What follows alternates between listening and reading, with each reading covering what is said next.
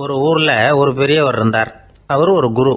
அவர் தொடர்ந்து தியான கூட்டங்கள் நடத்துவார். அந்த கூட்டத்தில் கலந்துக்கிறதுக்காக பல ஊர்கள்ல இருந்து சீடர்கள் நிறைய பேர் வருவாங்க போவாங்க. ஒரு நாள் அங்கே கூட்டம் நடந்துகிட்டு இருக்குது. அந்த சமயத்தில் சீடர்களில் ஒருத்தன் என்னத்தையே திருடி விட்டான். மற்ற சீடர்கள் அதை கவனிச்சுட்டாங்க. இவன் ஆப்பிட்டுக்கிட்டான். கூட்டம் முடிஞ்ச பிற்பாடு இவன் திருடின விஷயத்தை அந்த பெரியவர்கிட்ட போய் சொன்னாங்களாம். அவர் கவனத்துக்கு கொண்டுகிட்டு போனாங்க. ஆனால் அவர் இதை காதிலே போட்டுக்கல, கண்டுக்கவே இல்லை. போய் சொன்ன சீடர்களுக்கெல்லாம் ஏமாத்தமாக போயிட்டுது. என்ன இது, இவ்வளவு தூரம் நாம் கண்டுபிடிச்சி போய் சொல்கிறோம், அவர் கண்டுக்கவே மாட்டேங்கிறாரே அப்படின்னு ஒரு மாதிரி ஆயிட்டாங்க.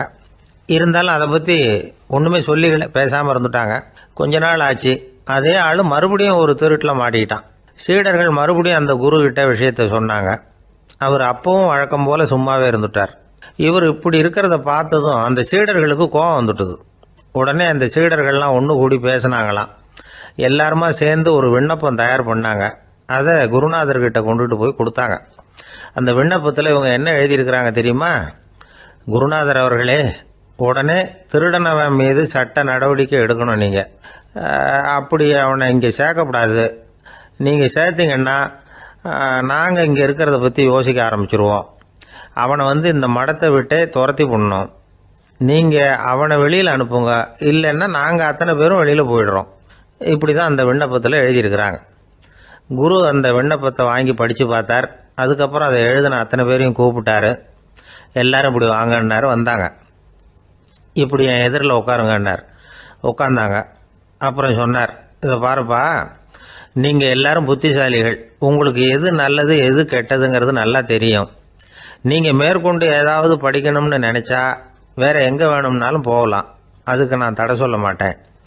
ஆனால் உங்களால் குற்றம் சாட்டப்பட்ட அவன் இருக்கானே, அவன் எப்படின்னா அவனுக்கு எது நல்லது எது கெட்டதுங்கிறதெல்லாம் தெரியாது. அதனால தான் திருடுறான். நீங்கள் சொல்கிறது மாதிரி அவனை அடித்து துரத்தி விடுறோம்னு வச்சுக்கோங்க, அவனுக்கு எப்படி நல்லது கெட்டது தெரியும்? அவனுக்கு அதை யார் சொல்லி கொடுக்கறது? அதனால் இங்கேயே இருக்கட்டும், அதுதான் சரி. இதுக்காக நீங்கள் எல்லாரும் என்னை விட்டுட்டு போனாலும் சரி, அவனை நான் விரட்ட மாட்டேன் அப்படின்னு விட்டாரான். இவ்வளவையும் திருடனை அந்த சீடன் கேட்டுக்கிட்டே இருந்திருக்கான். அவன் கண்களில் கண்ணீர். அப்படியே எழுந்திரிச்சு வந்தான். குரு காலில் விழுந்தான். அவன் கண்ணீரில் அவனது தீமை கழுவப்பட்டது அப்படிம்பாங்க. அதாவது சீடர்களுக்கு அந்த குருவோட பெருமை அப்போ தான் புரிஞ்சுதான். ஒரு நல்ல ஆசிரியர் இருக்காருன்னு வச்சுங்க, நல்லா படிக்கிற பையனுக்கு தான் பாடம் சொல்லி கொடுப்பேன்னா அது என்ன பெரிய விஷயமா? மோசமாக படிக்கிறவனையும் மாற்றி காட்டுறேங்கிறது தான் பெருமை.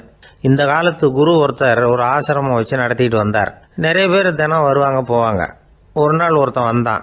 அந்த குரு முன்னாடி போய் நின்னான். ஐயா, என்ன உங்கள் சீடனாக ஏற்றுக்கணும்னா. அந்த குரு நிமிர்ந்து பார்த்தார். உன்னுடைய நோக்கம் என்னன்னு கேட்டார். ஐயா, உங்ககிட்ட கொஞ்ச நாள் இருந்தேன்னா நல்ல பழக்க வழக்கங்களை கற்றுக்கலாம். அதுக்கப்புறம் வெளியில் போய் ஒரு நல்ல தொழில் தொடங்கி வாழ்க்கையில் முன்னுக்கு வரணுங்கிறது தான் என்னோட நோக்கம் அப்படின்னா. நீ சொல்கிறது சரி, ஆனால் உன்னால் இங்கே நல்ல பழக்க வழக்கங்களை கற்றுக்க முடியலேன்னு வச்சுக்கோ, அப்போ என்ன பண்ணுவேன் அப்படின்னு கேட்டார் அவர். அப்படி ஆச்சுன்னா என்ன, உங்களை மாதிரியே ஒரு ஆசிரமம் ஆரம்பித்து அதுக்கு குருவாக இருந்துட்டு போகிறேன் அப்படின்னா. ஒரு ஊரில் ஒரு குரு இருந்தார். ஒரு நாள் அவரை தேடிட்டு ஒருத்தன் வந்தான். உனக்கு என்ன வேணும்னு கேட்டார் குரு. எனக்கு ஞான தெளிவு வேணும், அதுக்கு உங்கள் உபதேசம் எனக்கு தேவைன்னா. உபதேசம் வேணும்னா அதை பெற்றுக்கொள்ளுகிற அளவுக்கு தகுதி உள்ளவனா உன்னை தயார்படுத்திக்கணுமேன்னார். அதுக்கு நான் என்ன செய்யணும் சொல்லுங்கன்னா, முதல்ல நீ செய்ய வேண்டியது என்னன்னா, உங்ககிட்ட இருக்கிற எல்லா கெட்ட குணங்களையும் விட்டுட்டு 1 வருஷம் கழிச்சு வா, அப்புறம் பார்க்கலான்னார். அவ்வளவுதானே, சரின்னு சொல்லிவிட்டு அவன் போயிட்டான். 1 வருஷம் கழிச்சு வந்தான். அவன் அங்க சேர்ந்த சமயத்துல அந்த ஆசிரமத்தின் மண் தரைய ஒரு வேலைக்காரன் பெருக்கி சுத்தம் பண்ணிட்டு இருக்கிறான். அந்த மண் தரையிலிருந்து எழுந்த புழுதி அதிகமா இருந்தது. அது காத்துல கலந்தது. சீடனையே மறைக்கிற அளவுக்கு ஆயிட்டுது. ஒரே புழுதி மயம். சீடனுக்கு கோபம் வந்துட்டுது. அந்த வேலைக்காரனை அடிக்கிறதுக்காக கையை வாங்கிட்டு போனான். அவன் ஓடி போய் குரு கிட்ட சொல்லிவிட்டான். குருவே, உங்க உத்தரவுப்படிதான் நான் தரையை சுத்தம் பண்ணேன், ஆனா அந்த ஆளு என்ன அடிக்க வர்றான் அப்படின்னா. குரு பார்த்தார். அந்த சீடனை கூப்பிட்டார். இத பாருப்பா, உன்னுடைய எண்ணங்கள்ல பாம்பு புகுந்துட்டுது. அதையெல்லாம் விரட்டி அடிச்சு விட்டு 1 வருஷம் கழிச்சு வா, அதுக்கப்புறம் பார்க்கலான்ட்டார். சீடன் யோசனை பண்ணான். சரின்னு சொல்லிட்டு போயிட்டான். ஒரு வருஷம் கழிச்சு மறுபடியும் வந்தான். இப்போ அவன் வர்ற சமயத்துல அந்த வேலைக்காரன் என்ன பண்ணான் தெரியுமா? குரு கட்டளைப்படி தரையை பெருக்கினான். அப்புறம் அந்த புழுதியை எடுத்து வேணும்னே அந்த சீடன் மேல தூவனான். அவ்வளவுதான், சீடனுக்கு மகாகம் வந்துட்டுது. அந்த வேலைக்காரனை பிடிச்சி கண்ணாமண்ணான்னு திட்டிவிட்டான். வேலைக்காரன் குரு கிட்ட ஓடனான். ஐயா, அந்த ஆளு வாய்க்கு வந்தபடியெல்லாம் திட்டுறான் அப்படின்னா. குரு பார்த்தார். ஓ அப்படியா? அப்படின்னா இந்த தடவை பாம்புகள் கிடையாது, இப்போ அவன் இதயத்துக்குள்ள நுழைஞ்சிருக்கிறது நாய். அதை விரட்டி அடிச்சு விட்டு இன்னும் ஒரு வருஷம் கழிச்சு அவனை வர சொல், அப்புறம் பார்க்கலாம் அப்படின்னு சொல்லி அனுப்பி வச்சுட்டார். சீடன் திரும்பி போயிட்டான். ஒரு வருஷம் கழிச்சு மறுபடியும் வந்தான். இப்போ அவன் வர்றப்போ என்ன செய்யணுங்கிறத அந்த வேலைக்காரங்கிட்ட குரு ஏற்கனவே சொல்லி வச்சிருக்கிறார். அது பிரகாரமே அவன் பண்ணனான். அவன் என்ன செஞ்சான் தெரியுமா? கூட்டி பெருக்கின புழுதியை எல்லாம் ஒரு வாளி தண்ணியில போட்டு நல்லா கலக்கி அந்த சீடன் தலையில ஊத்தினான். இவ்வளவு செஞ்சும் இந்த தடவை அவனுக்கு கோபமே வரல. அதுக்கு பதிலா அவனை பார்த்து நன்றின்னா. எதுக்கு நன்றி தெரியுமா? எதையும் சகிச்சுக்கிட்டு அமைதியா இருக்கும் குணத்தை கற்றுக்கொள்வதற்கு உதவியா இருந்ததுக்காக அந்த வேலைக்காரனுக்கு நன்றி. இத கேள்விப்பட்ட உடனே அந்த குரு ஓடி வந்தார். இவனை கட்டி பிடிச்சுக்கிட்டார். இனிமே நான் உனக்கு உபதேசம் பண்ணலாம், அதுக்கான தகுதி உனக்கு வந்துட்டுதுன்னார். இதுல இருந்து என்ன தெரியுது? ஒருத்தர்கிட்ட உபதேசம் வாங்கணும்னா கூட அதுக்குன்னு ஒரு தகுதி நமக்கு தேவைப்படுது. சகிப்புத்தன்மை ஒவ்வொரு மனிதனுக்கும் தேவைதான். இந்த காலத்துல ஒரு குரு, அவரை தேடி ஒருத்தன் வந்தான். குரு அவனை நிமிர்ந்து பார்த்துட்டு சொன்னார், நீ முதல்ல சகிப்புத்தன்மையை வளர்த்துக்கிட்டு அதுக்கப்புறம் என்கிட்ட வாழ்னார். இவன் அவரை நிமிர்ந்து பார்த்துட்டு சொன்னான், குருவே, நான் உங்ககிட்ட வந்திருக்கிறதே சகிப்புத்தன்மையை வளர்த்துக்கிறதுக்காகத்தானே அப்படின்னு. நம்பிக்கை இல்லைன்னா இந்த உலகத்தில் நாம் நடமாடவே முடியாது. அவநம்பிக்கையோடு இருந்துக்கிட்டு இருந்தால் என்றைக்கும் அவஸ்தை தான். நாம் நம்புறது நடக்குதோ இல்லையோ அது வேற விஷயம். ஆனால் எதையும் நம்பி தான் நாம் அடி வைக்க வேண்டியிருக்கு. வேற ஒன்றும் வேணாம், ஒரு லாட்ரி சீட்டு வாங்குகிறோம், அது எங்கே நமக்கு விழப்போகுது அப்படிங்கிற அவநம்பிக்கையோடவா வாங்குகிறோம்? பரிசு நமக்கு தான் அப்படிங்கிற நம்பிக்கை உள்ளூர இருக்கிறதுனால தான் அதை வாங்குகிறோம். இருந்தாலும் முடிவு வேறு மாதிரி ஆகிடுது. அதுக்காக மனசு சோர்ந்து போகிறதில்ல, அடுத்த மாதமும் சீட்டு வாங்குகிறோம். இந்த நம்பிக்கை தான் மனித வாழ்க்கைக்கு ஆதாரம். ஒரு கடையில் போய் டீ சாப்பிட்றீங்க, அந்த டீ நல்ல டீ தானா, அதில் விஷம் கலந்துருக்குமா அப்படிங்கிற சந்தேகம் வந்துட்டுதுன்னு வச்சுங்க. அதுக்கப்புறம் அதை எப்படி நீங்கள் சாப்பிட முடியும்? நம்பி தான் சாப்பிட்ணும். ரயில் ஒழுங்காக போய் சேருங்கிற நம்பிக்கை இருக்கிறதுனால தான் அதில் ஏறி உட்காடுறோம். லெட்டர் ஒழுங்காக போய் சேருங்கிற நம்பிக்கை இருக்கிறதுனால தான் பெட்டியில் போடுறோம். சரி, நம்ம கதையெல்லாம் நம்மளோட இருக்கட்டும். மனித நம்பிக்கை எந்த அளவுக்கு உறுதியாகவும் அறிவுபூர்வமாகவும் இருக்கணுங்கிறதுக்கு அலெக்சாண்டர் வாழ்க்கையில் நடந்த ஒரு சம்பவத்தை உதாரணமாக சொல்லலாம். இந்த உலகத்தையே ஜெயிக்கணும்னு புறப்பட்டார் அலெக்சாண்டர். ஒரு கட்டத்தில் அவர் சிட்னஸ் நதி கரைக்கு சேர்ந்தார். அந்த சமயத்தில் அவருக்கு கடுமையான நோய் வந்துட்டுது. அவர் கூடவே வந்திருந்த கிரேக்க வைத்தியர்கள் என்னென்னமோ முயற்சியெல்லாம் பண்ணி பார்த்தாங்க. இருந்தாலும் அலெக்சாண்டருக்கு வந்திருக்கிறது என்ன நோய்ங்கிறத அவங்களால கண்டுபிடிக்க முடியல. ஏன்னா அந்த பகுதியில் உள்ளவங்களுக்கு மட்டுமே அதிகமாக வரக்கூடிய ஒரு வினோதமான நோயாக இருந்தது அது. ஆனால் அவர் இருக்கிற இடம் எதிரியோட இடம், பாரசீக மன்னனோட ஆளுகைக்கு உட்பட்ட இடம். என்ன பண்ணுறது அப்படின்னு எல்லாரும் யோசனை பண்ணாங்க. பாரசீக மன்னனோட அரண்மனையில் இருக்கிற வைத்தியர் வந்தால் இந்த நோயை குணப்படுத்தி விடுவார் அப்படின்னு சொன்னாங்க. இருந்தாலும் எதிரியோட நாட்டில் இருக்கிற வைத்தியரை கூப்பிட்டு எப்படி நம்பி வைத்தியம் பார்க்க சொல்கிறது அப்படின்னு சொல்லி எல்லாரும் தயங்கினாங்க. ஆனால் அலெக்சாண்டர் தயங்கலை. பரவாயில்ல, அழைச்சிட்டு வாங்கன்னு விட்டார். உடனே அவரை போய் அழைச்சிட்டு வந்துட்டாங்க. அவர் வந்தார். அலெக்சாண்டர் உடம்பை பரிசோதனை பண்ணி பார்த்தார். சரி, இதை குணப்படுத்தி விடலாம், பயப்பட வேண்டியதில்லை. ஆனால் இதுக்கு ஒரு மூலிகை ரசம் தயார் பண்ணி கொடுக்கணும். நான் போய் அதை தயார் பண்ணிவிட்டு 2 நாளில் திரும்பி வந்துடுறேன் அப்படின்னு சொல்லிவிட்டு போனார் அந்த வைத்தியர். அதே மாதிரி 2 நாளில் திரும்பி வந்தார் மூலிகை ரசத்தோட. இதுக்கு இடையில் அலெக்சாண்டரோட தளபதிகளில் ஒருத்தர் ரகசியமாக ஒரு எச்சரிக்கை கடிதம் கொடுத்து அனுப்பியிருக்கிறான். அதை வாங்கி என்ன விஷயம்னு பார்த்தார். இப்போ உங்ககிட்ட வந்திருக்கிற எதிரி நாட்டு வைத்தியரை நம்பாதீங்க, அவன் கொண்டுகிட்டு வந்திருக்கிற மூலிகை ரசத்தில் விஷம் கலந்துருக்குது அப்படின்னு அதில் எழுதியிருக்கு. அதை பார்த்தார் அலெக்சாண்டர். இருந்தாலும் கொஞ்சம் கூட அலட்டிக்கல. வைத்தியர் கொடுத்த மருந்தை வாங்கி கடகடன்னு குடிச்சுட்டார். குடிச்சுட்டு அதுக்கப்புறம் அந்த கடிதத்தில் இருந்த விஷயத்தை அந்த வைத்தியர்கிட்ட சொன்னார். வைத்தியர் திகைச்சு போயிட்டார். தன் மேலே அலெக்சாண்டர் வச்சிருக்கிற நம்பிக்கையை பார்த்து அவருக்கு ரொம்ப வியப்பு. வைத்தியர் உண்மையிலேயே நல்ல மருந்து தான் கொண்டுட்டு வந்து கொடுத்துருக்கிறார். அதில் விஷம்லாம் எதுவும் கலக்கலை. அதுக்கப்புறம் அலெக்சாண்டர் அந்த வைத்தியரை பார்த்து சொன்னாராம், நம்பிக்கைங்கிற அச்சாணியை ஆதாரமாக வச்சுக்கிட்டு தான் இந்த உலகம் சுற்றிக்கிட்டு இருக்குது. எனக்கு எதிரியாக இருந்தாலும் பாரசீக மன்னர் ரொம்ப பெரியவர். அப்பேற்பட்ட மன்னருடைய அரண்மனை வைத்தியர் தொழில் நேர்மை இல்லாதவராக இருக்க மாட்டார். அப்படி இருந்தால் அவரை அரண்மனை வைத்தியராக வச்சிருக்கவே மாட்டாங்க அப்படின்னு நம்பினேன். என்னுடைய நம்பிக்கை வீண் போகலை அப்படின்னாராம். இதுதான் மானுட நம்பிக்கைங்கிறது.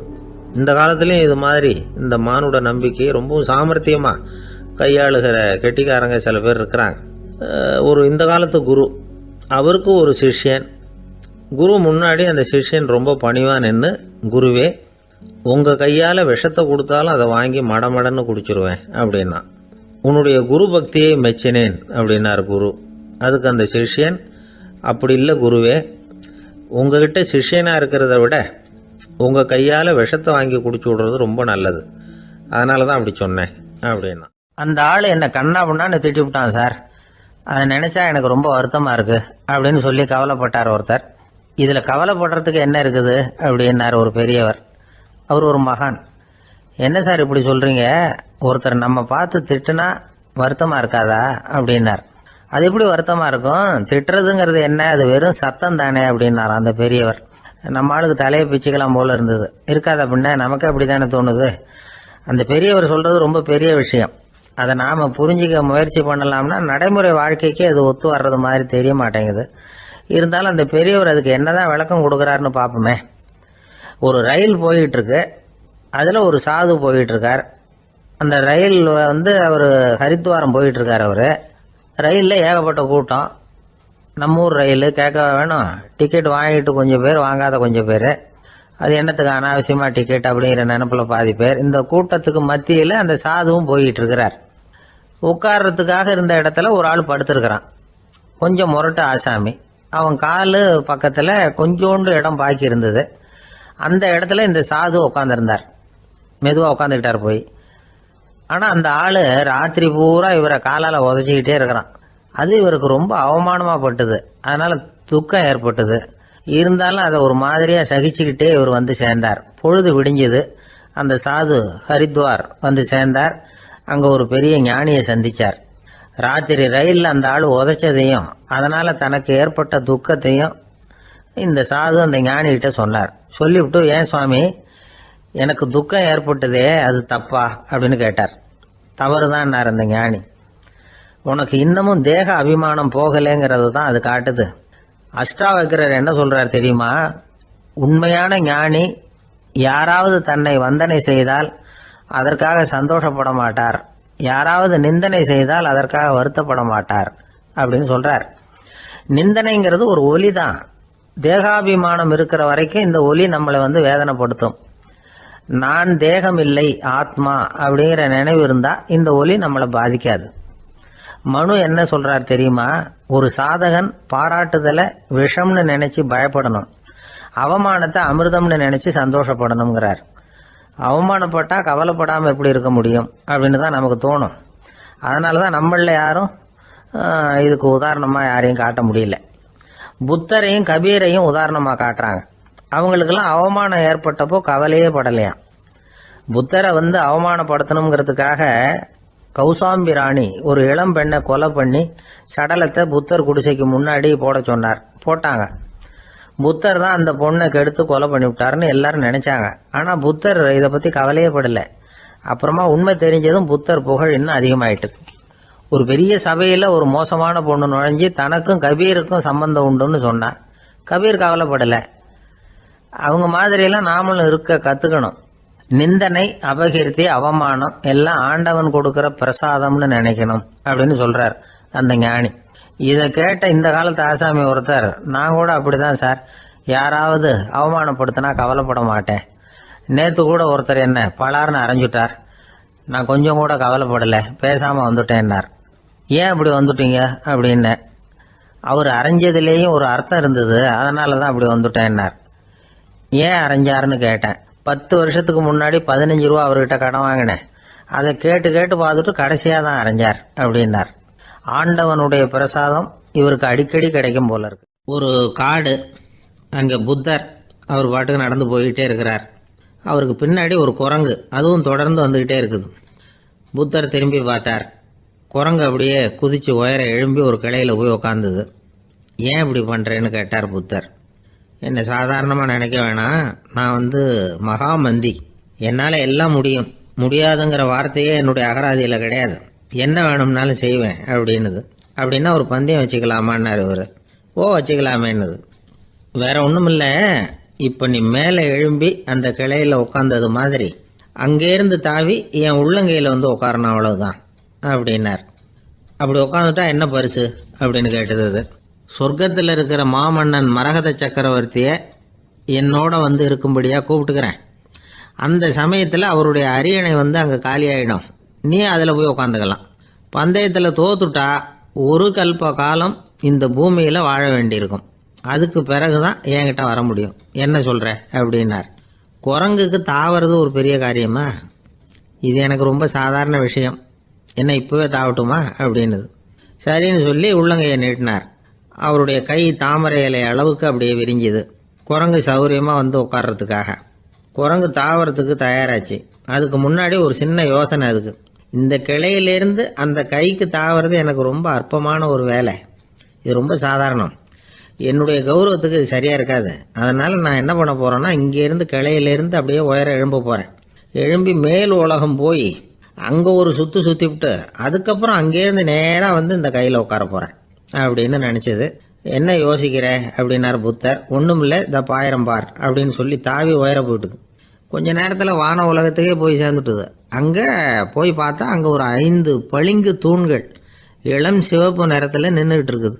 குரங்கு நினச்சிக்கிட்டது, புத்தர்கிட்ட போய் இந்த பளிங்கு தூண்களை பார்த்தோம்னு சொன்னால் அப்படியே திகைச்சு போயிடுவார், இந்த தூணில் ஏதாவது அடையாளம் செஞ்சுட்டு போகணும் அப்படின்னு அந்த இடத்துல மிதந்துக்கிட்டே நினச்சிது. உடனே ஒரு தூணில் எழுதிச்சு. என்ன எழுதிச்சுன்னா, ஒரு மகா ஞானி இங்கே போகிறார் அப்படின்னு எழுதிச்சு. எழுதிவிட்டு அப்படியே கீழே தாவி புத்தரோட உள்ளங்கையில் உட்காந்துது. எப்படி பார்த்தீங்களா என்னுடைய வேலை? வான உலகத்துக்கே போய் அங்கே இருக்கிற 5 பளிங்கு தூண்களை பார்த்துட்டு அதில் நான் வந்த விவரத்தை எழுதி வச்சுட்டு அதுக்கப்புறம் இங்கே வந்திருக்கிறேன் அப்படின்னுது ரொம்ப பெருமையாக. அப்படியா அப்படின்னார் புத்தர். ஆமாம், சந்தேகமாக இருந்தால் வாங்க அழைச்சிட்டு போய் காட்டுறேன் அப்படின்னு அந்த குரங்கு. அதுக்கு தேவையில்லை, அப்படியே கொஞ்சம் கீழே குனிஞ்சு பார் தெரியும் அப்படின்னார் புத்தர். அங்கே பார்த்தா புத்தரோட உள்ளங்கை தெரிஞ்சுது. நல்லா உத்து பார்த்துது. அவரோட ஒரு விரலில் அது எழுதிய வாசகம் தெரிஞ்சுது. குரங்கு யோசனை பண்ணிச்சு, அப்படின்னா வானத்தில் நான் பார்த்தது புத்தரோட விரல்களா அப்படின்னு யோசிச்சுது. இதை புரிஞ்சுக்கிட்ட உடனே அந்த குரங்கோட கர்வம் அழிஞ்சு போச்சான். நம்ம மனசு தான் இந்த குரங்கு. மனம்ங்கிறதும் ஆணவம்ங்கிறதும் ஒரு நாணயத்தின் 2 பக்கங்கள். மனம் உள்ளவரை ஆணவமும் இருக்கும். மனம் அழிஞ்சாதான் ஆணவம் அழியும். மனம் அழிய வேண்டும் அப்படின்னு பெரியவங்க சொல்கிறது இந்த அர்த்தத்தில் தான். நம்ம ஆளுங்க சவால் விடுறதெல்லாம் வேறு மாதிரி. ஒருத்தன் ஒரு வாய்க்காலை தாண்டுறேன்னு பந்தயம் கட்டி தாண்ட முடியாமல் வாய்க்காலில் விழுந்து காலை உடச்சிக்கிட்டு கட்டு போட்டுக்கிட்டு வந்தான். ஏன்டா அப்படின்னு கேட்டாங்க. நான் பந்தயம் கட்டின நேரம் சரியில்லை அப்படின்னா. எப்படிறான்னு கேட்டிருக்காங்க. வாய்க்காலில் தண்ணி இருக்கிற நேரமாக பார்த்து பந்தயம் கட்டியிருக்கணும் அப்படின்னா. அங்கே ஒரு புதர் தெரியுது இல்லையா, இந்த புதருக்குள்ளே ஒரு சிங்கம் இருக்குது. அந்த பக்கமாக நான் போகிறப்போ வர்றப்போலாம் அது என்கிட்ட வம்பு வளர்க்குது, தகராறு செய்யுது, என் மேலே பாயுது, என்னை தாக்குது, ஏன்னு தெரியல அப்படின்னுது. இதை கேட்டதும் அந்த குரங்கு சொல்லிச்சு, இனிமேல் கவலைப்படாத, இந்த தடவை நான் உன்னை காப்பாற்றுறேன்னுது. அதுக்கப்புறம் ஒரு நாள் அந்த குரங்கும் கழுதியும் அந்த புதர் பக்கமாக போய்கிட்டு இருந்தாங்க. எதிர்பார்த்தது மாதிரியே நடந்தது. அந்த சிங்கம் எதிரில் வந்தது, கழுதியை பார்த்தது, உடனே அது மேலே பாய ஆரம்பிச்சுட்டுது. அவ்வளவுதான். உடனே இந்த குரங்கு என்ன பண்ணிச்சு தெரியுமா, கிடுகிடுன்னு ஒரு மரத்து மேலே ஏறி உட்காந்துக்கிட்டது. அங்கே உட்காந்துக்கிட்டு கீழே அந்த கழுதையும் சிங்கமும் போடுற சண்டையை வேடிக்கை பார்க்க ஆரம்பிச்சுட்டுது. கொஞ்ச நேரம் கழித்து அடிபட்ட காயத்தோடு அந்த கழுதை மெதுவாக நடந்து வந்தது. குரங்கும் மெல்ல மரத்தை விட்டு கீழே இறங்குச்சு. இப்போ கழுதை கேட்டுது, என்னை காப்பாற்றுறேன்னு சொல்லிவிட்டு காலை வாரி விட்டுட்டியே, நீ பாட்டுக்கு மரத்து மேலே ஏறி உட்காந்துக்கிட்டே, அது நியாயமானது. குரங்கு பரிதாபமாக அதை பார்த்துது. நான் மரத்து மேலே இருந்து நீங்கள் 2 பேரும் சண்டை போட்டதை பார்த்துக்கிட்டு தான் இருந்தேன். உன்னோட சத்தம் தான் அதிகமாக இருந்தது, அது நீ சிரிக்கிற மாதிரி எனக்கு கேட்டுது, அதனால் நீ தான் ஜெயிச்சுக்கிட்டு இருக்க போல இருக்கு அப்படின்னு நினச்சிவிட்டேன். இன்றைக்கி பல பேர் இப்படி தான் இருக்கிறாங்களாம். யார் ஜெயிக்கிறாங்க யார் தோக்குறாங்கங்கிறத முகத்தை பார்த்து கூட கண்டுபிடிக்க முடியறதில்ல, பேசுகிற பேச்சை வச்சு கூட கண்டுபிடிக்க முடியறதில்ல. தோற்கிறவங்க கூட சிரிக்கிற மாதிரி முகத்தை வச்சுக்கிறான். இன்றைய மனிதர்கள்கிட்ட ஏகப்பட்ட முரண்பாடுகள். பொய் முகங்களோட உலவுகிறவர்கள் தான் அதிகம். உண்மை முகம் எங்கே இருக்குது அப்படிங்கிறத புரிஞ்சுக்கிட்டு நண்பர்களை தேர்ந்தெடுக்கணும் அப்படிங்கிறது ஒரு முக்கியமான கருத்து. கடவுள் இந்த உலகத்தை படைச்சுவிட்டு அதுக்கப்புறமும் கொஞ்ச நாள் இங்கேயே தங்கியிருந்தாராம். அப்போ தான் அவருக்கு ஒரு உண்மை புரிஞ்சுதான், இந்த உலகத்தில் தங்கி இருக்கிறது எவ்வளவு இடைஞ்சல்னு. தினமும் மனிதர்கள் தேடி வந்து ஏதாவது புகார் சொல்லிக்கிட்டே இருந்தாங்களாம். எனக்கு அது வேணும் இது வேணும்னு கேட்டுக்கிட்டே இருந்தாங்களாம். சில பேர் வந்தாங்க, நாங்கள் வந்து விவசாயம் பண்ணுறோம், தண்ணி இல்லாமல் பயிர் காயுது, எங்களுக்கு மழை வேணும் அப்படின்னாங்க. அவங்க போனதும் அதுக்கப்புறம் சில பேர் வந்தாங்க, நாங்கள் வந்து மண்பானை செய்கிறவங்க நிறைய பானை செஞ்சு வச்சுருக்குறோம், மழை பெஞ்சால் எல்லாம் கரைஞ்சி வீணாக போயிடும், அதனால் இன்றைக்கி மழை பெய்யக்கூடாதுன்னாங்க. கடவுள் பார்த்தார், அவருக்கு என்ன பண்ணுறதுன்னே தெரியல, ஏகப்பட்ட குழப்பம், தலையை பிச்சுக்கலாம் போல் இருந்தது, கிட்டத்தட்ட பைத்தியம் பிடிக்கிற அளவுக்கு ஆகிட்டுது. எல்லாருடைய ஆசைகளையும் அவரால் நிறைவேற்ற முடியல, ஏன்னா ஒன்றுக்கு ஒன்று முரண்பாடாக இருந்தது. ஒரு நாள் தன்னுடைய அமைச்சரவையை கூட்டி ஆலோசனை கேட்டார். என்ன செய்யலாம்னு சொல்லுங்கன்னார். இது என்ன பிரமாதம், பேசாமல் இமயமலை அடிவாரத்தில் போய் உட்காந்துங்க, யாரும் தொந்தரவு பண்ண மாட்டாங்கன்னாங்க. அங்கேயும் மனிதர்கள் வர ஆரம்பிச்சுருவாங்களேன்னார் கடவுள். சரி அப்படின்னா சந்திரனில் போயிருந்துக்கலாமேன்னாங்க. அங்கேயும் மனுஷன் குடி வர போகிறான் அப்படின்னார் கடவுள். வெகு தூரத்துக்கு அப்பால் உள்ள நட்சத்திர மண்டலத்துக்கு போயிடலான்னாங்க. இதெல்லாம் நிரந்தர தீர்வாகாது, நிரந்தரமாக இந்த மனிதனுடைய தொல்லையிலேருந்து நான் விடுபடணும், அதுக்கு ஏதாவது வழி சொல்லுங்கன்னார் கடவுள். ஒரு வயசான ஆள் வந்தார். கடவுளுக்கு காதோட காதாக ஒரு வழியை சொன்னார். கடவுளுக்கு முகம் மலர்ந்தது. அதுதான் சரி, அப்படியே செஞ்சுடலான்னார். அந்த ஆள் சொன்ன ரகசியம் என்ன தெரியுமா? மனிதனால் அடைய முடியாத ஒரு இடம் இருக்குது, அது வேறு எங்கேயும் இல்லை, அவனுக்கு உள்ளே இருக்குது, அங்கே போய் மறைஞ்சிங்க, அதுக்கப்புறம் மனிதர்களால் உங்களுக்கு தொந்தரவு இருக்காதுன்னார். மனிதன் நினைக்காத இடம் அதுதான். அதாவது உள்ளுக்குள்ளே இருக்கிற உண்மையை புரிஞ்சிக்காம வெளியில் எங்கேயோ அது இருக்கிறதாக நினச்சி வரட்டிக்கிட்டு அலையிறான் மனுஷன். உள்ளே இருக்கிற உண்மை புரிஞ்சால் நாம் தன்னம்பிக்கையோடு தலை நிமிர்ந்து வாழலாம். வேடிக்கையாக ஒரு கதை சொல்லுவாங்க, இதை பாருங்கள், நம்ம பையன் எங்கே பணம் வச்சாலும் எடுத்து விட்றான், என்ன பண்ணுறதுன்னாங்க அம்மா. அப்பா கொஞ்சம் நேரம் யோசனை பண்ணார். அதுக்கப்புறம் சொன்னார், அவன் கண்ணில் படாத இடமா நம்ம வீட்டில் இருக்கிறது ஒரே இடம்தான், அங்கே பணத்தை வை திருட்டு போகாதுன்னார். அது எந்த இடம்னு கேட்டாங்க. அதுதான் அவன் பாட புஸ்தகம், அதில் வச்சிரு, அவன் தொடவே மாட்டான், பாட புத்தகத்தை தொடாமல் பரீட்சையில் வெற்றி பெற முடியாது அப்படிங்கிறத புரிஞ்சுக்கணும். உள்ளே இருக்கிற உண்மையை தொடாமல் வாழ்க்கையில் வெற்றி பெற முடியாது.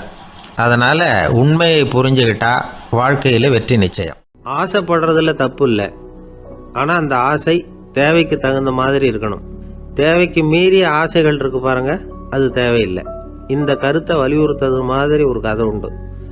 தேவேந்திரனுக்கு திடீர்னு வீடு கட்டணும்னு ஒரு ஆசை வந்துதான்.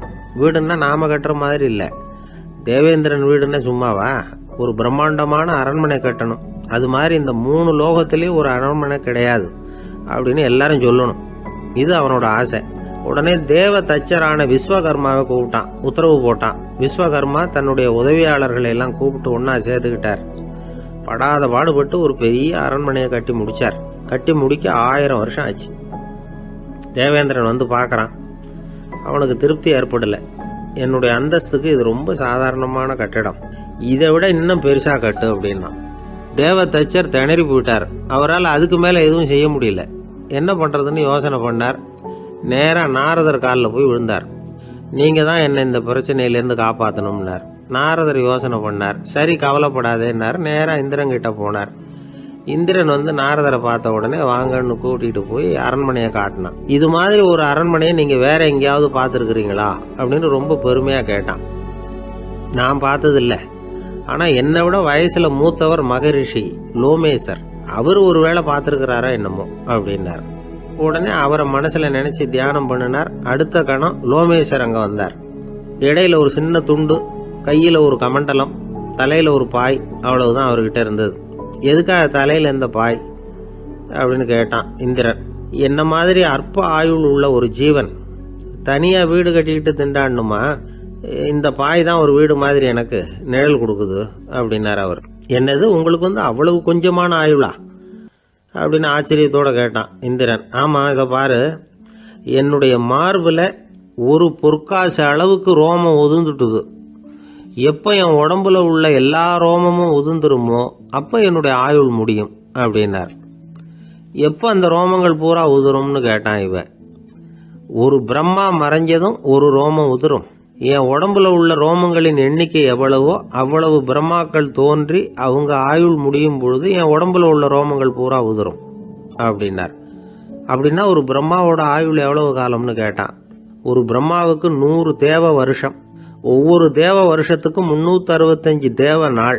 ஒவ்வொரு தேவ நாள்லையும் ஒன்ன மாதிரி 14 இந்திரர்கள் தோன்றி மறைகிறாங்க அப்படின்னு மகரிஷி லோமேசர் சொல்றார். இதை கேட்டதும் இந்திரன் ஆடி போயிட்டான். அவ்வளவு ஆயுள் உள்ள இவரே அற்ப ஆயுள்னு சொல்றார். நான் என்னுடைய ஆயுளை பெருசா நினைச்சுக்கிட்டு பிரம்மாண்டமான அரண்மனை கட்டணும்னு ஆசைப்படுறேனே அப்படின்னு நினைச்சான். எனக்கு வீடு கட்டின வரைக்கும் போதும்னு விட்டான். அதனால நாமெல்லாம் நம்முடைய தேவைக்கு தகுந்த மாதிரி ஆசைப்படுறது தான் நியாயம். ஆனால் அப்படியா நடந்துக்கிறோம்? மனுஷன் கடவுளையே ஏமாத்தி காசு வாங்கறதுக்குள்ள ஆசைப்படுறான். ஒருத்தன் கடவுளை நினைச்சு தவம் இருந்தான். கடவுள் நேரில் வந்தார். தேவலோகத்தில் ரூபாய்க்கெல்லாம் என்ன மதிப்புன்னு கேட்டான். அங்கெல்லாம் ரூபாய்ங்கிறது உங்கள் பணத்தில் 1 கோடி ரூபாய்க்கு சமம். அதாவது தேவலோகத்தில் 1 ரூபான்னா இங்கே 1 கோடி ரூபா. அது மாதிரி எங்களுக்கு ஒரு நாளுங்கிறது உங்கள் கணக்கில் 1 கோடி வருஷத்துக்கு சமம் அப்படின்னார் கடவுள். அப்படின்னா எனக்கு நீங்கள் அதிகமாக எதுவும் தர வேணாம், உங்கள் கணக்குப்படி ஒரே 1 ரூபா கொடுங்க, அது போதும்னா இவன் ரொம்ப சாமர்த்தியமா. கடவுள் யோசனை பண்ணார். அது ஒன்றும் கஷ்டம் இல்லை, 1 ரூபா தானே கேட்குற, கொடுத்துட்றேன். ஆனால் இப்போ வரும்பொழுது நான் எடுத்துக்கிட்டு வரல, எங்கள் கணக்குப்படியே 1 நாள் பொறுத்துக்க பணத்தோடு வந்துடுறேன் அப்படின்னு சொல்லிவிட்டு பறந்து போயிட்டார். வாய் விட்டு சிரிச்சா நோய் விட்டு போகும் அப்படின்னு சொல்கிறது உண்டு. அது என்ன வெறும் அலங்காரத்துக்காக சொன்ன வார்த்தையா, இல்லை அர்த்தத்தோடு சொன்ன வார்த்தையா அப்படின்னு யோசிச்சா அதில் நிஜமாவே அர்த்தம் இருக்குதுன்னு தான் தெரியுது. ஆதாரபூர்வமாக அதுக்கு சில நிரூபணங்களும் இருக்குது. நார்மன் கசின்ஸ் அப்படின்னு ஒருத்தர் இருந்தார். அவர் ஒரு அமெரிக்க பத்திரிகை ஆசிரியர். அவருக்கு ஏதோ ஒரு விதமான அழற்சி நோய், இன்ஃப்ளமேஷன் டிசீஸ். அது டாக்டர்கள்லாம் அதுக்கு என்ன விதமான வைத்தியமும் கிடையாது அப்படின்னு சொல்லி பல இதெல்லாம் பார்த்துட்டு கடைசியாக சொல்லிவிட்டாங்க அதுக்கு வைத்தியமே இல்லைன்ட்டாங்க. டாக்டர்கள் தான் சொல்லிவிட்டாங்களே, அதனால் இது இப்படியே இருந்துட்டு போகட்டும் அப்படின்னு விட்டுற வேண்டியது தானே. ஆனால் அவர் அப்படி நினைக்கல. உடனே அவர் என்ன பண்ணார்னா, ஆஸ்பத்திரி ரூமை காலி பண்ணார். ஹோட்டலில் போய் ஒரு ரூம் எடுத்துக்கிட்டார். அங்கே போனார். தினமும் அவருக்கு பிடிச்ச தமாஷான படங்களை எல்லாம் டிவியில் போட்டு பார்த்துக்கிட்டு இருந்தார். சிரிப்பு வரக்கூடிய புத்தகங்களை எல்லாம் படித்தார். கொஞ்ச நாள் ஆச்சு, அவருக்கு இருந்த தொந்தரவு குணமாக ஆரம்பிச்சிட்டுது. இதை கேள்விப்பட்ட உடனே பழைய டாக்டர்கள்லாம் ஓடி வந்தாங்க. ஓடி வந்து பார்க்குறாங்க, அவர் உடம்பை சோதனை பண்ணி பார்க்குறாங்க. பார்த்தா அவர் உடம்பு குணமாகறதுக்கு உதவியாக இருந்தது சிரிப்பு தான் அப்படிங்கிறத விஞ்ஞானபூர்வமாக அவங்க ஒத்துக்கிட்டாங்களாம். இருந்தாலும் சிரிப்பு எந்த முறையில் எந்த விதத்தில் உதவி பண்ணுது அப்படிங்கிறத இன்னமும் சரியாக புரிஞ்சிக்க முடியல. ஆனாலும் ஒரு சில விஷயங்கள் மட்டும் புரியுது. அது என்னன்னா, சிரிப்பு சுவாசத்தை மேம்படுத்துது, ரத்த அழுத்தத்தை குறைக்குது, உடம்பு குணமாகறதுக்கே உரிய சில ஹார்மோன்கள் அதிகமாக உருவாக்கி வர்றதுக்கு வழி செய்யுது. இந்த அளவுக்கு தான் சிரிப்போட செயல்பாட்டை நாம் புரிஞ்சிக்க முடியுது. இருந்தாலும் இதை பற்றி கண்டுபிடிக்க வேண்டியது இன்னமும் ஏராளமாக இருக்குது. அதையெல்லாம் விவரமாக கண்டுபிடிக்கிற வரைக்கும் நாம் காத்துக்கிட்டு இருக்க வேண்டியதில்லை. இப்போவே தாராளமாக சிரிக்கலாம். அதில் என்னத்துக்கு சிக்கணும், காசா பணமா? சிரிப்புன்னா ஹாஹான்னு சத்தம் போட்டு சிரிச்சாதான் உடம்புக்கு நல்லதுன்னு இல்லை. லேசான புன்னகை கூட உடம்புக்கு நல்லது செய்யுமா. லேசாக புன்னகை பூத்தா அந்த சமயத்தில் நாம் எப்படி ஆகுது நம்ம உடம்புன்னா, உடம்பு பூரா அமைதி அடையுதான். இதையும் ஆதாரபூர்வமாக கண்டுபிடிச்சி தான் சொல்கிறாங்க. எப்போவாவது மனசு சங்கடமாக இருக்கிறப்போ கொஞ்சம் முயற்சி பண்ணி முகத்தில் புன்னகையை கொண்டுகிட்டு வந்து பாருங்கள். அதோட சுகம் உங்களுக்கு அனுபவித்து பார்த்தா தான் தெரியும். கண்ணும் உதடும் மலரும் பொழுது இருக்கிற ஆனந்தமே ஆனந்தம் அப்படிங்கிறாங்க அனுபவித்து பார்த்தவங்க. வாழ்க்கையில் நாம் தமாஷா இருக்கணும்னா அதுக்கு சில வழிகளையும் அவங்க சொல்லி வச்சிருக்கிறாங்க. முதல்ல நீங்கள் உற்சாகமாக இருக்கிறவங்க கூடவே அதிகமாக பழகணும், அவங்க கூடவே அதிக நேரம் இருக்கிறது மாதிரி பார்த்துக்கணும். அழுது வடிகிறவங்ககிட்டயே இருக்கக்கூடாது, அவங்கள அவாய்டு பண்ணுங்க, அவங்கள விட்டு விலகி வந்துடுங்க. உங்கள் முன்னாடி இருக்கிறவர் எப்பவும் மூஞ்சியை தொங்க போட்டுக்கிட்டே இருக்கிறவராக இருந்தால் கொஞ்ச நாளில் உங்கள் முகமும் அப்படியே ஆகிடுமா, ஜாக்கிரதையாக இருக்கணுமா. ரெண்டாவது, எடுத்ததுக்கெல்லாம் சீரியஸ் ஆகிடக்கூடாது, எதையும் நிதானமாக யோசிக்கணும். அடுத்தவங்க நம்மளை மதிக்கணுங்கிறதுக்காக நாம் பகட்டாக நடந்துக்கிறதுக்கு ஆசைப்படக்கூடாது. உங்களுக்கு பிடிச்ச தமாஷான வீடியோ படங்கள், புத்தகங்கள் இதையெல்லாம் லிஸ்ட்டு போட்டுக்கிட்டு முடிஞ்ச அளவுக்கு வாங்கி சேர்த்து வீட்டுக்குள்ளேயே ஒரு லைப்ரரி உண்டாக்கிக்கலாம். ஒரு பெரிய பிஸ்னஸ்மேன் ரொம்ப வெற்றிகரமாக பிஸ்னஸ் பண்ணுறவராம். அவர் எப்படின்னா அடிக்கடி ரயிலில் பிரயாணம் பண்ணுறப்போ நியூஸ் பேப்பரை வச்சுக்கிட்டு ரொம்ப சுவாரஸ்யமாக படிச்சுக்கிட்டே போகிறான்.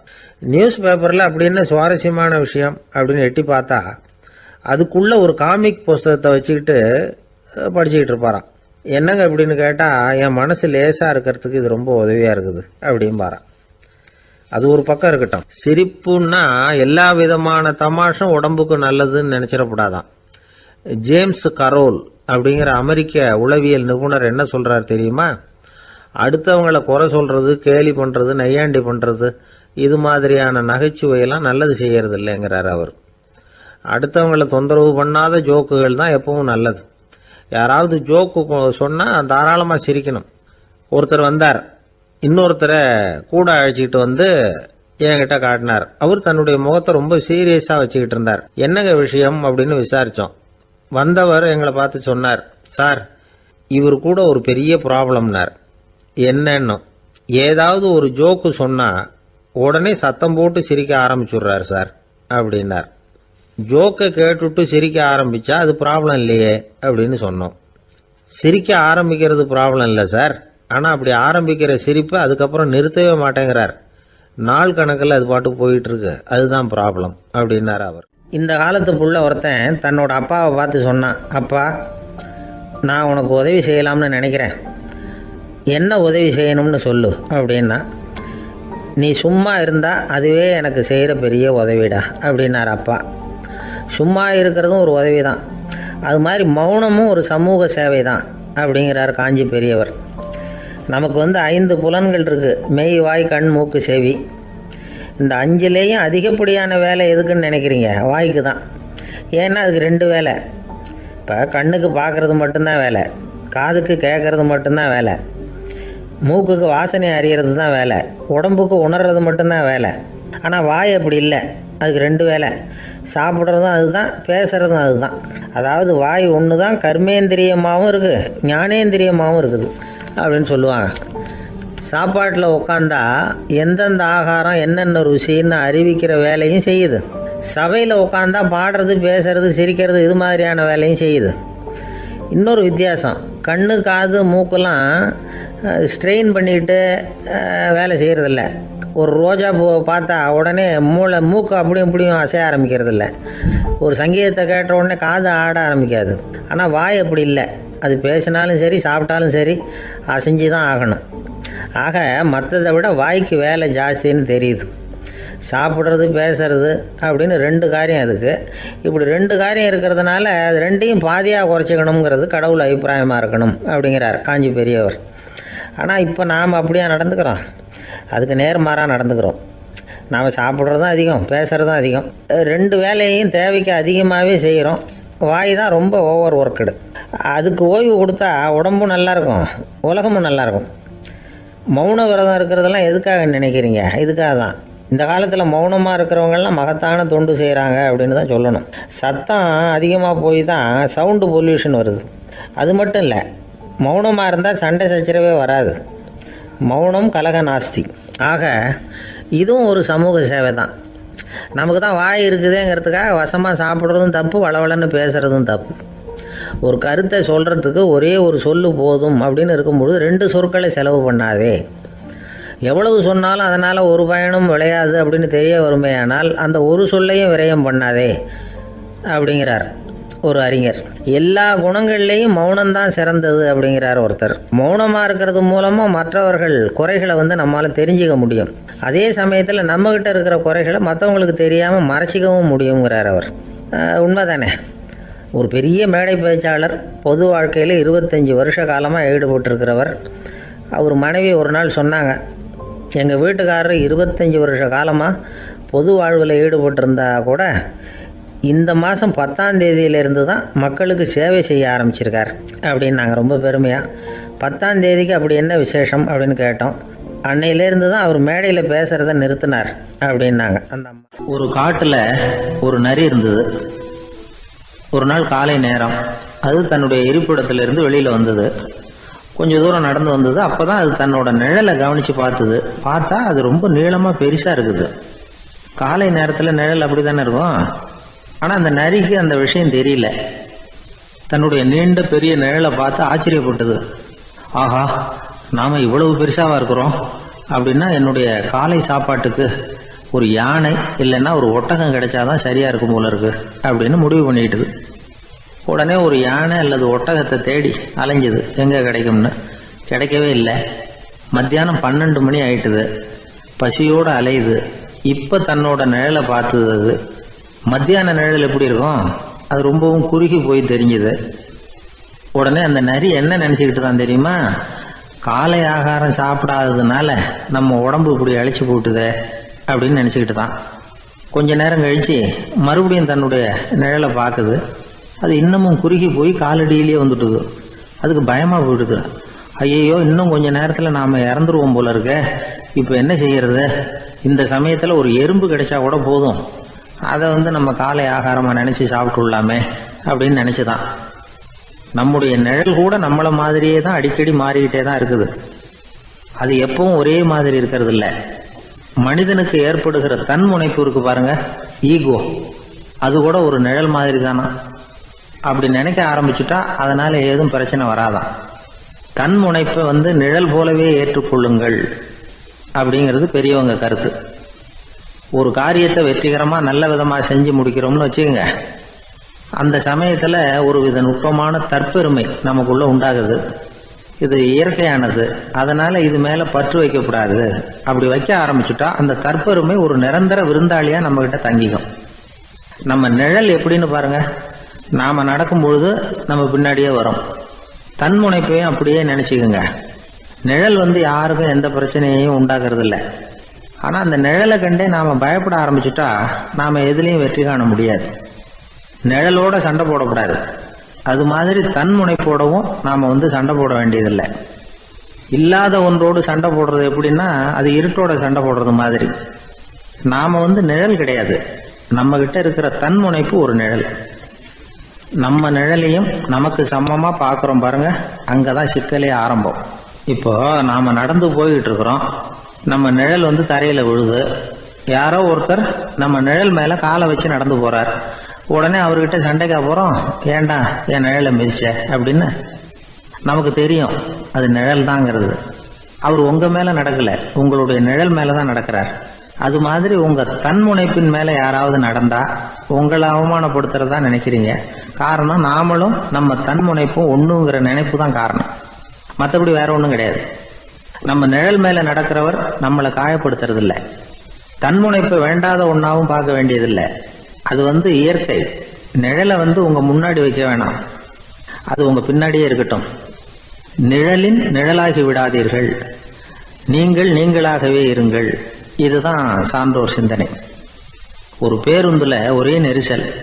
ஒருத்தர் பக்கத்துல நின்றுகிட்டு இருந்தவர்கிட்ட ரொம்ப பணிவா விசாரிச்சார், ஏன் சார், நீங்க ஏதாவது பெரிய உத்தியோகத்துல இருக்கிறீங்களா அப்படின்னார். அப்படிலாம் ஒண்ணும் இல்லைங்க என்னார் அவரு.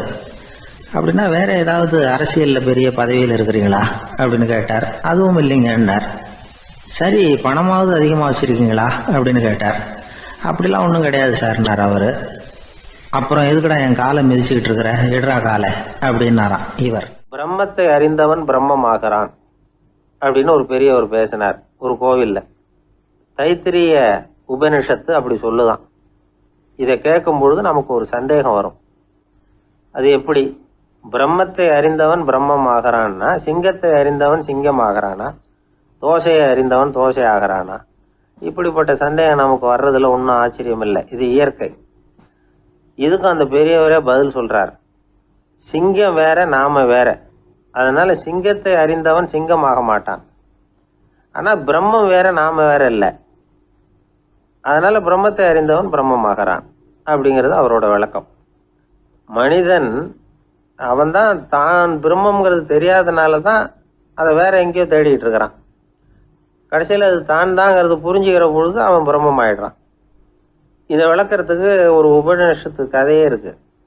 நமக்கு தெரிஞ்ச கதை தான், ஆனால் அதை வேற விதமான அர்த்தத்தில் விளையாட்டாக சொல்லிட்டு இருக்கிறோம். ஒரு சமயம் ஒரு 10 நண்பர்கள் ஒரு காட்டு வழியாக போய்கிட்டு இருக்கிறாங்க. குறுக்க ஒரு நதி, அதை கடந்து அடுத்த பக்கம் போகணும். எல்லாரும் ஒரு வழியாக கடந்து அடுத்த கரைக்கு போய் சேர்ந்துட்டாங்க. அங்கே போய் சேர்ந்ததுக்கு அப்புறம் எல்லாரும் பத்திரமா சேர்ந்துட்டோமா அப்படின்னு தெரிஞ்சுக்கிறதுக்காக எண்ணி பார்க்குறான் அந்த கூட்டத்து தலைவன். அவங்க மொத்தம் 10 பேர். ஆனால் இவன் எண்ணி பார்க்குறப்போ 9 தான் வருது. ஏன்னா அவன் தன்னை விட்டுவிட்டான். எதிரில் நிற்கிறவங்கள மட்டுமே எண்றான். ஐயோ 10வது ஆள் எங்கேங்கிறான், பதறான். சரி நீ இரு, நான் எண்ணி பார்க்குறேன்னு சொல்லிவிட்டு இன்னொருத்தன் வந்து எண்றான். அவனும் தன்னை விட்டுட்டு எண்றான். 9 தான் வருது. எல்லாரும் கொய்யோ முறையோன்னு கத்த ஆரம்பிச்சிட்டாங்க. அந்த சமயத்தில் ஒரு பெரியவர் அந்த பக்கமாக வர்றார். என்ன விஷயம்னு விசாரிக்கிறார். 10வது ஆள் 6 அடிச்சுட்டு போட்டுது அப்படின்னு சொல்லி இவங்க அழறாங்க. சரி அழாதீங்க அப்படின்னு சொல்லி அந்த தலைவனை பார்த்து இப்படி வாங்குறார். வர்றான். இப்போ எனக்கு முன்னாடி ஒரு தரம் எண்ணு பார்க்கலாம்ங்கிறார். 1 2 3ன்னு ஆரம்பித்து 9ல் வந்து முடிக்கிறான். உடனே பெரியவர் நீ தான் அந்த 10வது ஆள் அப்படிங்கிறார். இது உண்மை. நாம தான் அது. நாம தான் நம்மளை வேற எங்கேயோ தேடிட்டு இருக்கிறோம். நாம எங்கேயோ தேடிட்டு இருக்கிறோமே, அந்த பிரம்மம் நாம தான். இப்படி ஒரு பெரிய உண்மையை விளக்கறதுக்காக தான் அப்படி ஒரு கதை சொல்லப்பட்டது. ஆனால் அதை வந்து நாம் வேற விதமாக வேடிக்கையாக உபயோகப்படுத்திக்கிட்டு இருக்கிறோம். எப்படி தெரியுமா? ஒரு ஆத்தங்கரையில் ஒரு 10 பேர் முழிச்சுக்கிட்டே நின்றுக்கிட்டு இருந்தாங்களாம். அந்த பக்கமாக வந்த ஒருத்தன் ஏன் இப்படி முழிச்சுக்கிட்டு நிற்கிறீங்கன்னு கேட்டிருக்கிறான். எங்களுக்கு நீச்சல் தெரியாது, நாங்கள்லாம் அடுத்த கரைக்கு போய் சேரணும் அப்படின்னு நாங்களாம். சரி நான் கொண்டுட்டு போய் விடுறேன். எல்லாரும் அக்கறைக்கு போய் சேர்ந்த உடனே ஆளுக்கு ₹1 வீதமாக மொத்தம் ₹10 எனக்கு கொடுக்கணும் அப்படின்ட்டுருக்கான் இவன். சரின்னு ஒத்துக்கிட்டாங்க. இவன் ஒவ்வொருத்தராக கையை பிடிச்சி மெதுவாக ஆற்றுல இறக்கி அழைச்சிட்டு போயிட்டான். 9 பேரை கரை சேர்த்துட்டான். 10வது ஆள் பாதி ஆற்றுல போயிட்டு இருக்கிறப்போ திடீர்னு வெள்ளம் வந்துட்டுது. புடி நழுவி போச்சு. கையை விட்டுட்டான். வெள்ளம் அடிச்சிட்டு போட்டுது. அழைச்சிட்டு வந்தவன் நீச்சல் அடித்து தடுமாறி கரைக்கு வந்து சேர்ந்துட்டான். கரையில் இருந்தவங்களுக்கு இந்த விஷயம் தெரியாது. இருந்தாலும் இவன் உடம்பு பூரா நனைஞ்சி கொஞ்சம் அதிகமாக மூச்சு வாங்க நின்றுக்கிட்டு இருந்தானா, ஏங்க ஏன் இப்படி மூச்சு வாங்குது, என்ன விஷயம் அப்படின்னு கேட்டாங்களாம். அதுக்கு இவன் கொஞ்சமாக அலட்டிக்காம சொன்னானா, வேற ஒன்றும் இல்லை, நீங்கள் கொடுக்க வேண்டிய ₹10ல் ₹1 குறைஞ்சி போச்சு, அவ்வளவுதான் அப்படின்னா. ஒரே ஒரு ஊரில் ஒரு ராஜா இருந்தார். ரொம்ப நல்லவர். ஒரு நாள் அரண்மனையில் விசாரணை நடந்துகிட்டு இருக்குது. அதில் ஒரு வழக்கு. ஒரு விவசாயி வந்து புகார் கொடுக்குறார். என்ன புகார்னா, அவர் வயலில் ஆடுகள் வந்து மேய்ஞ்சி பயிரை அழிச்சுட்டுது. நிறைய உழைச்சி செலவு பண்ணி பயிரை உண்டாக்கி வச்சுருந்தேன், எல்லாம் போயிட்டுது. இனிமேல் நான் என்ன செய்யறது, நீங்கள் தான் சரியான தீர்ப்பு வழங்கணும் அப்படின்னார் அந்த விவசாயி. அந்த ஆடுகளுக்கு சொந்தக்காரர் யாருன்னு கண்டுபிடிச்சி அரண்மனைக்கு அழைச்சிட்டு வாங்கன்னு உத்தரவு போட்டார் ராஜா. சேவகர்கள் போனாங்க, ஆளை கண்டுபிடிச்சாங்க, கூப்பிட்டுக்கிட்டு அரண்மனைக்கு வந்துட்டாங்க. ராஜா விசாரணை பண்ணார். அப்புறம் விசாரித்து முடிச்சுவிட்டு தீர்ப்பு வழங்கினார். இந்த விவசாயி அடைந்திருக்கிற இழப்புக்கு ஈடாக உன்னுடைய ஆடுகளை அவங்ககிட்ட கொடுத்துட வேண்டியது அப்படின்னு சொல்லிவிட்டார். உன்கிட்ட இருக்கிற ஆடு பூரா அவன்கிட்ட கொடுத்துரு, அந்த ஆட்டுனால ஏற்பட்ட இழப்பு சரியா போகட்டும் அப்படின்னு தீர்ப்பு வழங்கிட்டார். அந்த மன்னருடைய மகன் இதை பார்த்துக்கிட்டே உட்காந்துருந்தான். இந்த தீர்ப்பை இன்னும் கூட சிறப்பாக வழங்கலாமே அப்படின்னு நினைச்சான். அப்பா கிட்ட சொன்னான். உடனே அந்த அரசர், சரி நீயே இதுக்கு சரியான தீர்ப்பு சொல்லு அப்படின்னார். அந்த இளவரசன் தீர்ப்பு சொல்றான். அவன் சொன்ன தீர்ப்பு என்னன்னா, உங்ககிட்ட இருக்கிற ஆடுகள் எல்லாத்தையும் 1 வருஷ காலத்துக்கு அந்த விவசாயிகிட்ட ஒப்படைச்சிட வேண்டியது. அந்த 1 வருஷத்துக்குள்ள அந்த ஆடுகள் போடுற குட்டிகள், பால், எரு எல்லாம் விவசாயி எடுத்துக்க வேண்டியது. 1 வருஷத்துக்கு அப்புறம் உங்களுடைய ஆடுகளை நீங்களே திருப்பி வாங்கிக்க வேண்டியது. இதுதான் இளவரசன் சொன்ன தீர்ப்பு. இது சரியான தீர்ப்பு தான். இனிமே என்னுடைய அரச பொறுப்புகளை இளவரசர் வசம் ஒப்படைக்கிறேன் அப்படின்னு சொல்லி ஒப்படைச்சுட்டாராம். அதாவது தாவூத் நபி, சுலைமான் நபி இவர்களுடைய சரித்திரத்தில் இந்த சம்பவம் காணப்படுறதாக ஒரு நண்பர் சொன்னார். ஒரு தண்டனையை பெறுகிறவன் அதுக்கு பிறகு சமூகத்தில் நல்ல விதமாக வாழறதுக்கு வாய்ப்பு இருக்கிறது மாதிரி அமையணும் தீர்ப்பு. அதுக்கு இது ஒரு உதாரணம். சில தீர்ப்புகள் எப்படி அமைஞ்சு விடுதுன்னா, ஒரு தண்டனையை அனுபவித்து முடித்தவன் அதுக்கப்புறம் இந்த சமூகத்தில் நல்லவனாக வாழறதுக்கு நினைச்சா கூட அதுக்கு தகுதி இல்லாதவன் அப்படிங்கிற அளவுக்கு சூழ்நிலை அமைஞ்சிருது. இது சிந்திக்க வேண்டிய ஒரு செய்தி. இன்னொரு ஊரில் ஒரு ராஜா இருந்தார். அவர் ஒரு நாள் ஒரு போட்டி வச்சார். என்ன போட்டின்னா, அரண்மனை வாசலில் ஒரு பெரிய நீச்சல் குளம், அதில் நிறைய விஷப்பாம்புகள்.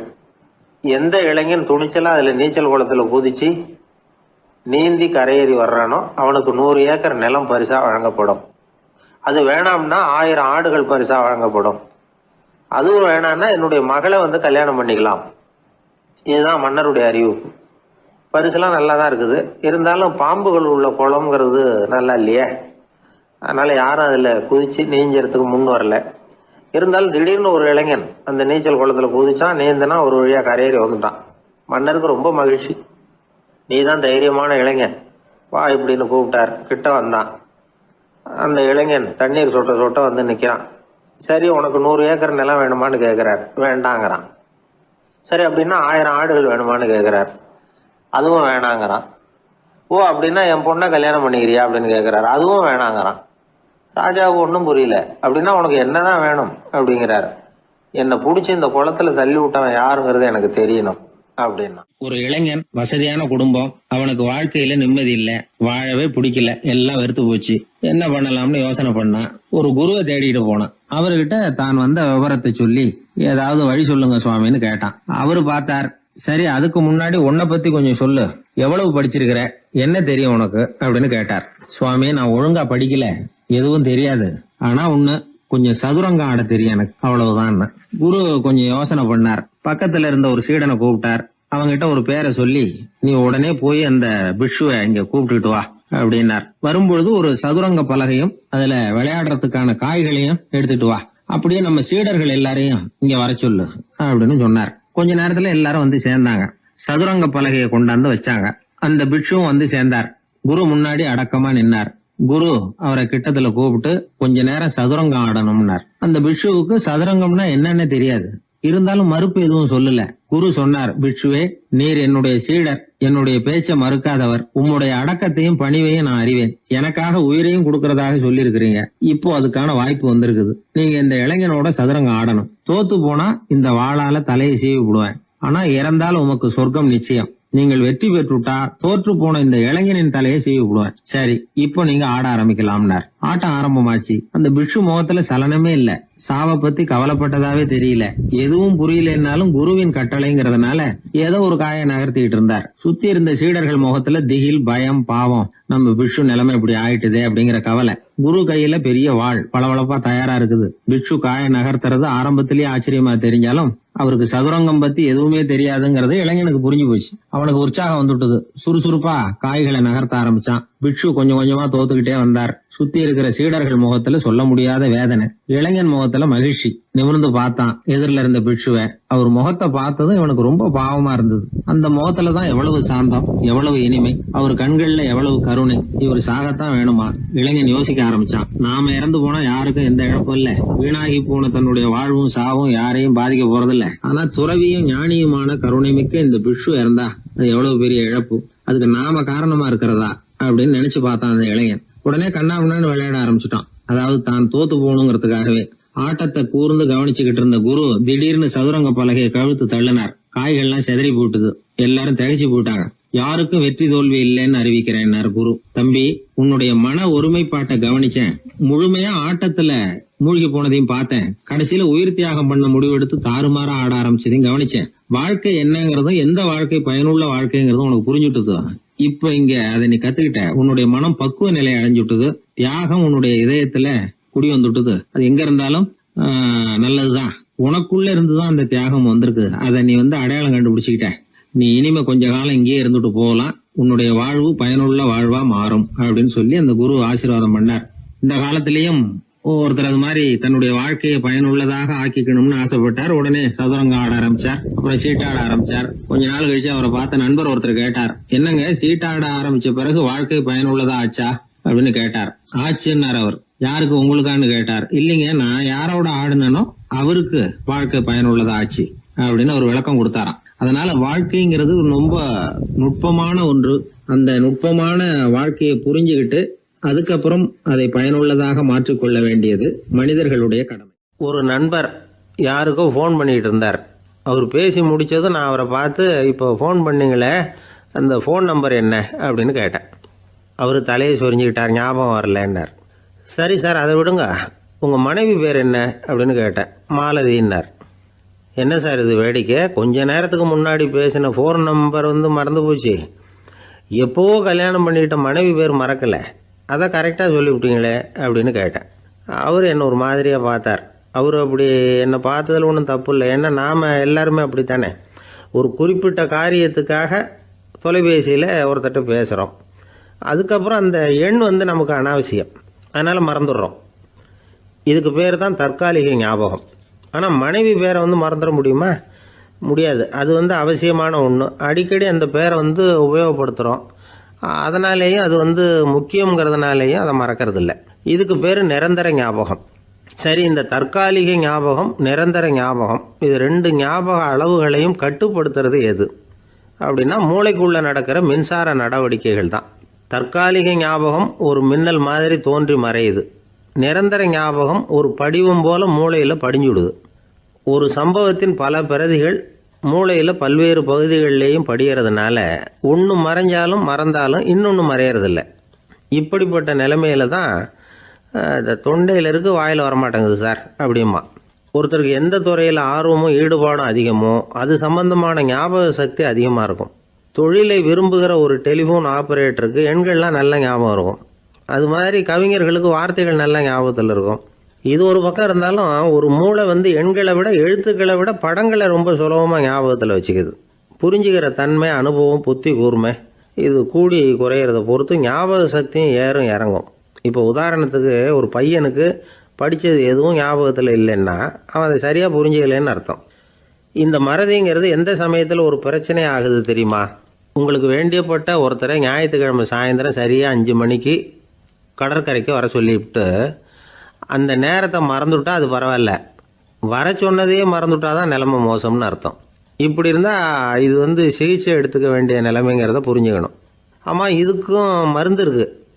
ஆனால் மூளை குறிப்பிட்ட அளவுக்கும் கீழே இயங்குறப்போவோ இன்னொன்று சொல்லுவாங்க, இந்த நியூரோ டிரான்ஸ்மிட்டர் அப்படின்னு சொல்லுவாங்க. அப்படிங்கிற மூளை ரசாயனம் ரொம்பவும் குறைஞ்சி போகிறப்போ மட்டும்தான் உபயோகப்படும். டாக்டர் என்ன சொல்கிறாங்க தெரியுமா?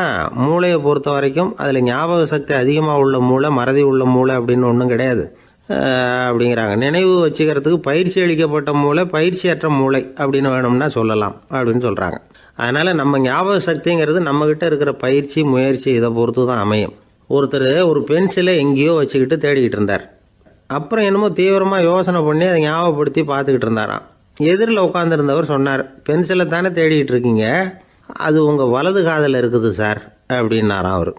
இதுக்கு அவர் சொல்லியிருக்காரு, பென்சிலை வலது காதில் தான் வச்சுருக்கேங்கிறது எனக்கு நல்லா ஞாபகம் இருக்குது, ஆனால் எது வலது காதுங்கிறது தான் மறந்து போச்சு அப்படின்னாராம்.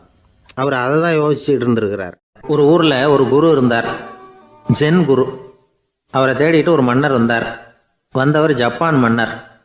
தோட்டக்கலையை பற்றி தெரிஞ்சுட்டு போகிறதுக்காக அவர் வந்தார். எப்படி தோட்டம் அமைக்கிறது அப்படிங்கிறத பற்றி அந்த குரு விவரமாக சொல்லி கொடுத்தாரு.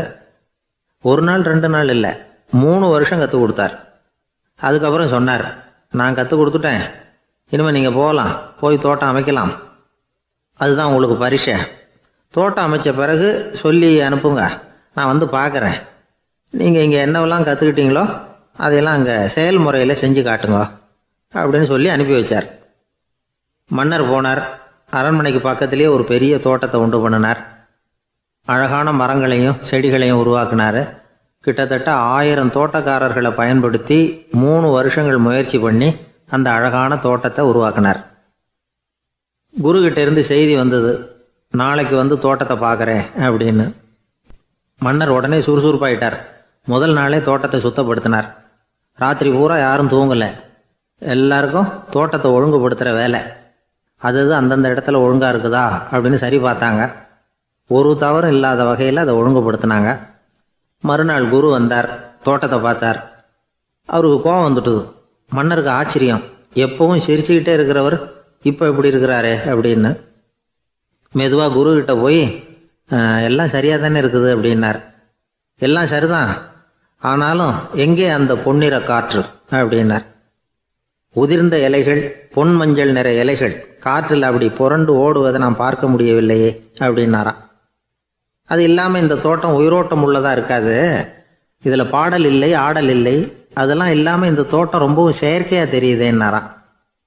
மன்னர் இப்போ தான் யோசனை பண்ணார். கீழே கிடந்த காஞ்சி போன இலைகள் மட்டும் இல்லை, மரத்தில் இருந்த காஞ்சி போன இலைகளையும் அப்புறப்படுத்தி சுத்தமாக வச்சிருக்கிறார். இறப்பும் வாழ்க்கையினுடைய ஒரு பகுதி தான். மரணம்ங்கிறது வாழ்க்கைக்கு எதிரானது அல்ல, அதை நிரப்பும் ஒரு பகுதி தான் அது. மரணம் இல்லையில் வாழ்க்கையே இல்லை அப்படிங்கிறது பெரியவங்க கருத்து. இப்போ அந்த தோட்டம் அழகாக தான் இருக்குது, இருந்தாலும் அது ஒரு ஓவியம் மாதிரி உயிர் இல்லாமல் இருக்கு. குரு ஒரு வாளியை கையில் எடுத்துக்கிட்டார். தோட்டத்தை விட்டு வெளியில் போனார். ஏற்கனவே வீசி எறிந்த அந்த சருகுகளை எல்லாம் அள்ளி கொண்டுகிட்டு வந்தார்.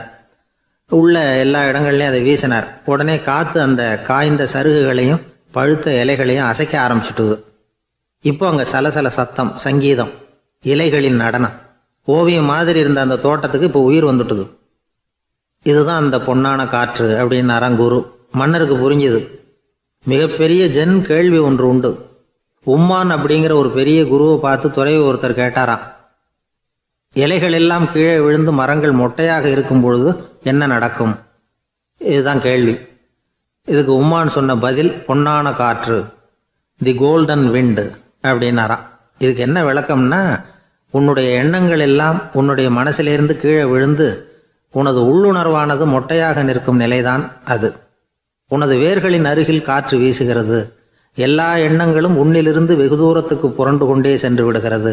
நீ அவற்றை கடந்து விட்டால் நீ அவைகளுக்கெல்லாம் மேலெழுந்து கீழே பார்ப்பவனைப் போல நிற்க ஆரம்பித்து விடுவாய்.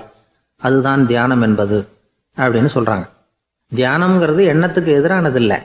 தியானம்ங்கிறது எண்ணங்களை கடந்து செல்வது தான். அதுக்கப்புறம் நாம் பொன்னிற காற்றில் ஆட ஆரம்பிச்சிருவோம்.